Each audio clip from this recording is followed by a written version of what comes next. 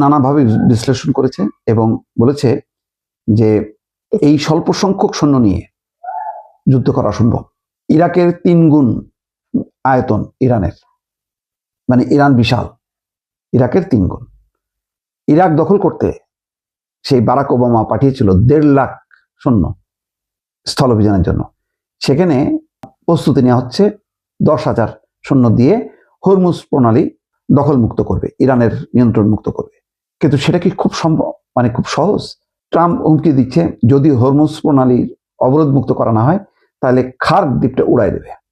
এরকম নানান কথাবার্তা বলার পরও ইরান শক্ত অবস্থান ধরে রেখেছে হরমুজ প্রণালীর উপর। এখানে বলা হচ্ছে স্বাভাবিক সময়ে বিশ্বে বাণিজ্য হওয়া মোট তেলের 5 ভাগের 1 ভাগ হরমুজ প্রণালী দিয়ে রপ্তানি করা হয়। এই প্রণালীর উপর ইরানের নিয়ন্ত্রণ আছে। এটি ইরানকে যে ক্ষমতা দিয়েছে তা ট্রাম্প বোঝে। এটা হচ্ছে ট্রাম্প কার্ড ইরানের জন্য, কারণ ইরান এই হরমুজ প্রণালী দিয়েই সবাইকে কাবু করছে, আমেরিকাকে আলোচনায় বসতে বাধ্য করছে বা স্বীকার করতে হচ্ছে যে হরমুজ প্রণালীর নিয়ন্ত্রণ তাদের নেই। এখন হরমুজ প্রণালী বন্ধ করে জ্বালানি তেলের দাম $100 ছাড়িয়েছে ব্যারেল প্রতি, এখন 116 বা 20। ভয়ঙ্কর একটা পরিস্থিতি এবং পুরো বিশ্ব কাবু হয়ে গেছে এবং এটা ছাড়া ইরানের আর কোনো গতি ছিল না। ট্রাম্প বলছে যে যুদ্ধবন্ধে তিনি কূটনীতিকে একটি সুযোগ দিতে চান। এরপর ইরান বিমান হামলা অব্যাহত রেখেছে। এমন পরিস্থিতিতে রোববার ট্রাম্প বলেছে তিনি ইরানের তেল দখল করতে চান।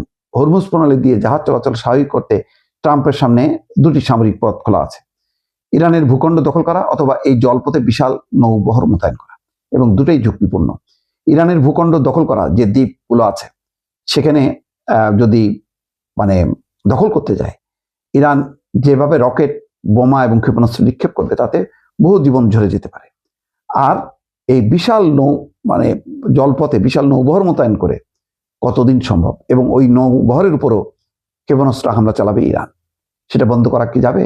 যাবে না, কারণ ইরানের ক্ষেপণাস্ত্র সেই ভারতের দিয়াগো গার্সিয়া 4000 কিলোমিটার দূরে যে আঘাত হানে, তো সেখানে এই জায়গায় আঘাত হানাটা কোনো ব্যাপারই না।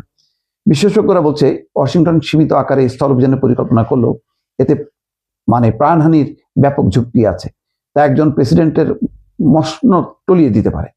অন্যদিকে ইরান বারবার হুঁশিয়ারি দিয়েছে তাদের ভূখণ্ডে বিদেশি সেনারা পা রাখলে তা হবে রেড লাইন বা চূড়ান্ত সীমা অতিক্রম করা। এখন বিপুল সংখ্যক যদি মার্কিন সৈন্য নিহত হয়, আমেরিকা জুড়ে প্রচন্ড বিক্ষোভ শুরু হবে।